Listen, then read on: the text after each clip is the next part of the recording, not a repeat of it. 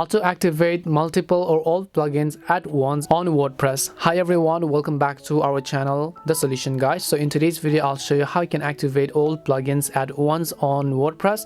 So make sure to watch the video till the very end.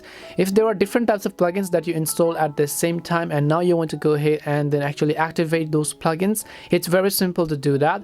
All you have to do is on the left hand side of the screen, you'll find the plugin section. Just go to it, and then once you go to plugin section, over here you can select the plugins that you want to activate. So in this case, I'll just select these plugins. You can also check or uncheck them manually.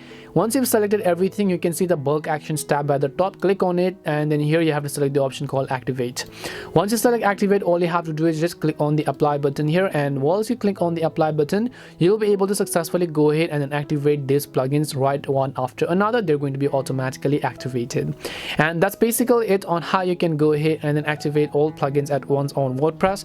We hope the video was really helpful, and if it did help you, then make sure to leave a like and subscribe to the channel. And if you have got any more questions, feel free to leave them down. Thank you very much for watching, and see you in the next video.